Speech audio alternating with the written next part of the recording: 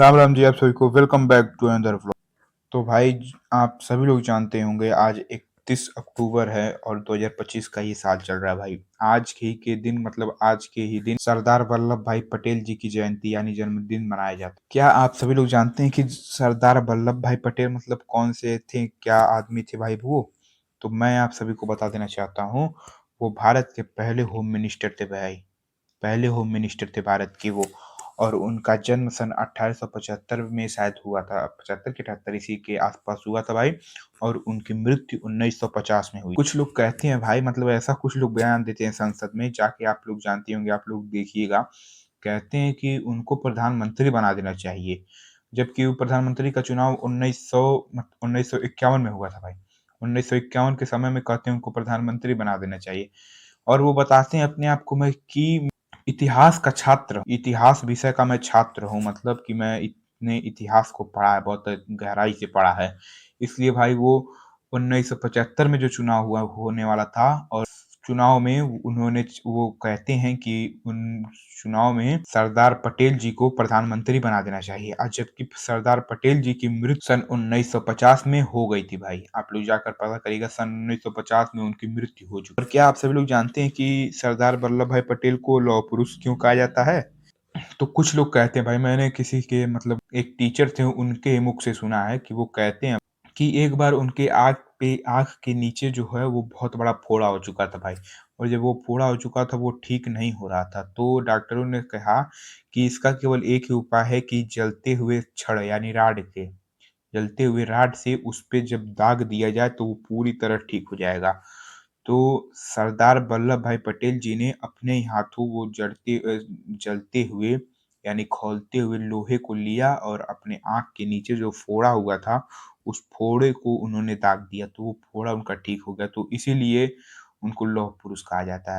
तो कई सारे भी भाई मतलब जितनी लोग होते हैं भाई उतनी बातें होती हैं। हो सकता है ये सच भी हो सकता है ये झूठ भी हो, क्योंकि मैंने पता किया तो ऐसा कोई बात नहीं था। तो ऐसे व्यक्ति थे सरदार पटेल जी भाई।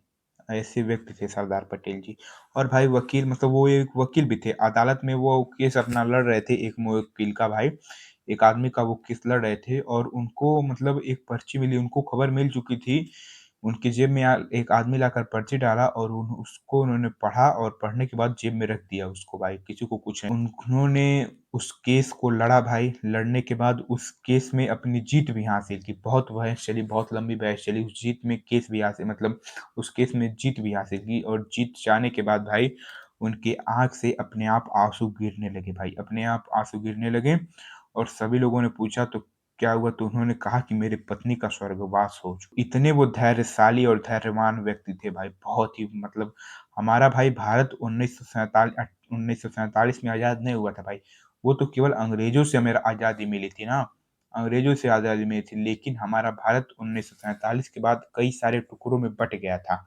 उनकी अलग-अलग राज्य था, अलग-अलग तंत्र था, मतलब अलग-अलग व्यवस्था थी वहाँ पर। पटेल जी ने मतलब सरदार वल्लभ भाई पटेल जी ने पूरे राज्य को मिलाकर एक भारत का निर्माण किया था। पूरे राज्य को मतलब मिलाकर एक भारत का निर्माण करने वाले केवल सरदार वल्लभ भाई पटेल ही थे।